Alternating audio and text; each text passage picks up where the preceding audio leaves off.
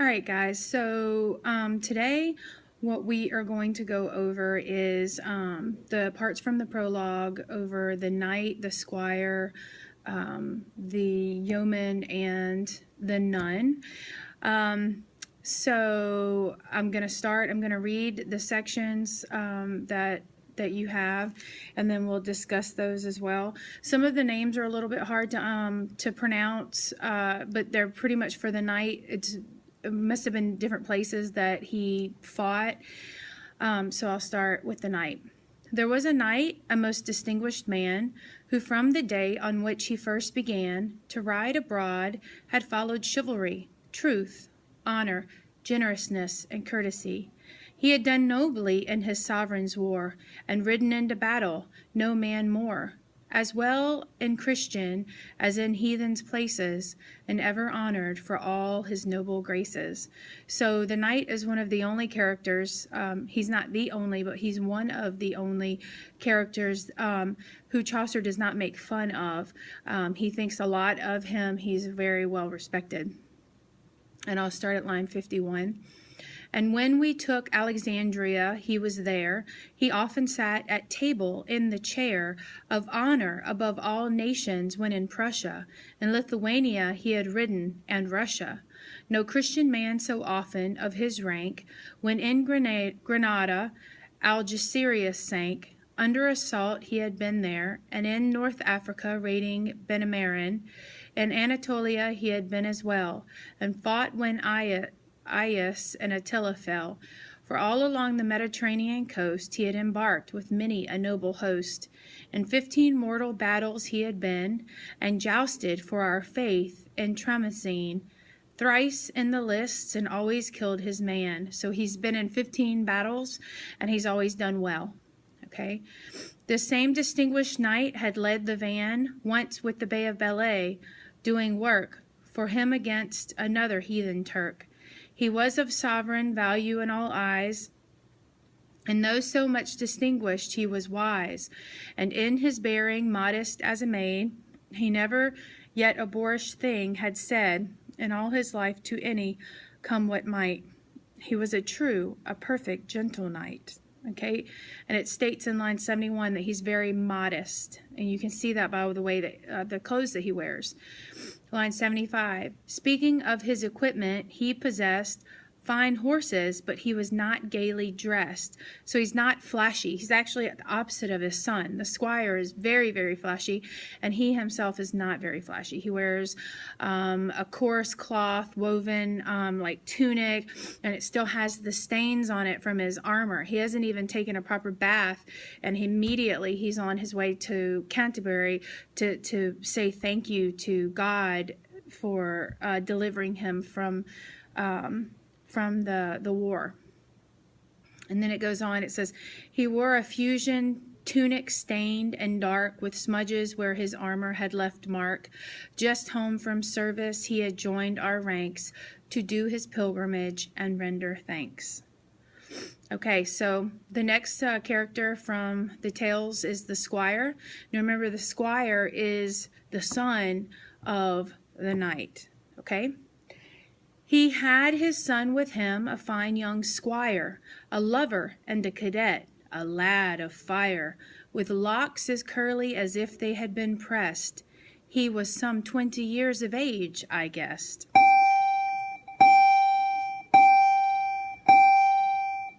In stature he was of a moderate length, with moderate agility and strength. He'd seen some service with the cavalry in Flanders and Artois in Picardy, and had done valiantly in little space of time, and hoped to win his lady's grace. He was embroidered like a meadow bright, and full of freshest flowers red and white. Singing he was, or fluting all the day. He was as fresh as is the month of May. Short was his gown, the sleeves were long and wide.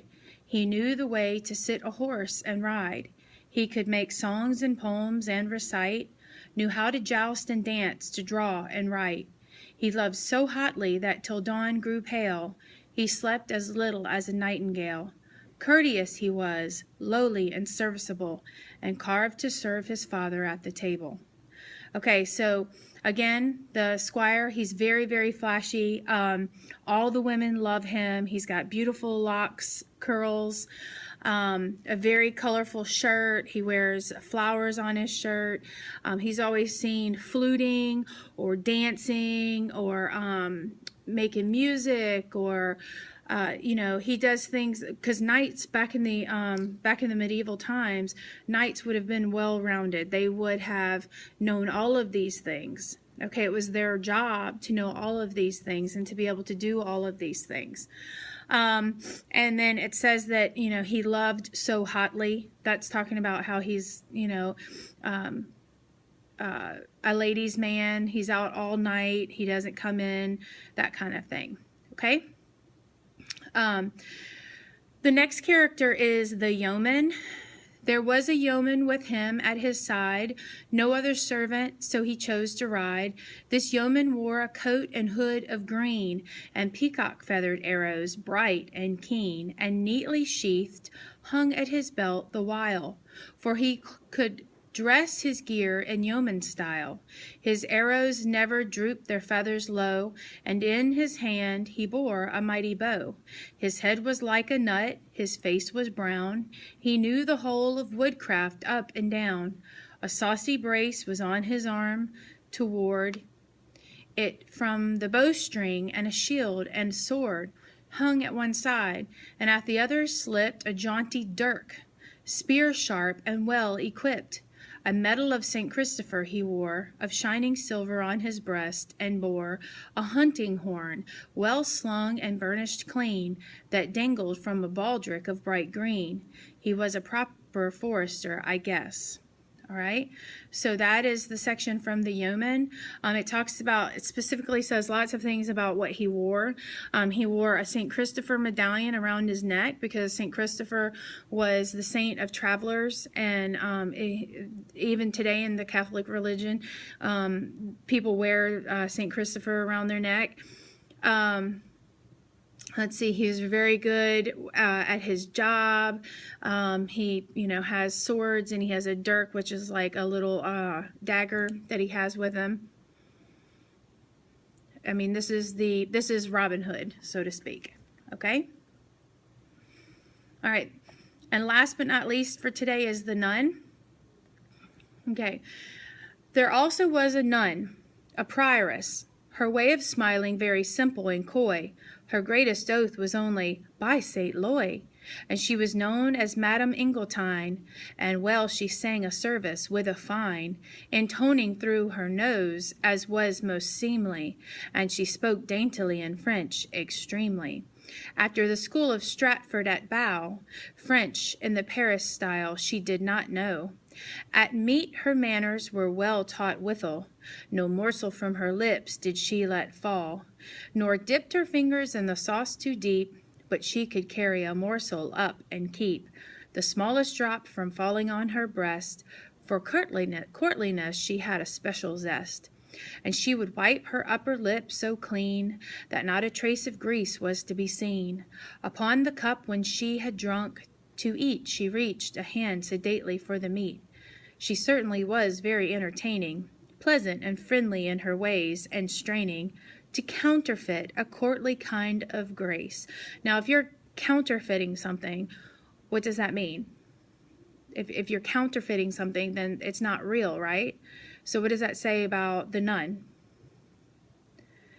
You should be thinking that it means that she's fake, okay? She is a nun, and she's supposed to be acting a certain way, but she's actually not doing what she's supposed to be doing, okay?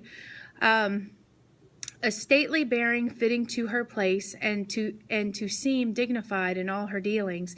As for her sympathies and tender feelings, she was so charitably solicitous, she used to weep if she saw but a mouse caught in a trap, if it were dead or bleeding, and she had little dogs she would be feeding with roasted flesh or milk or fine white bread, and bitterly she wept if one were dead, or someone took a stick and made it smart.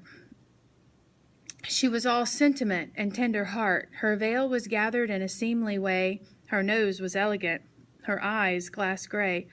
Her mouth was very small, but soft and red. Her forehead certainly was fair of spread. She has a really big forehead, like this big.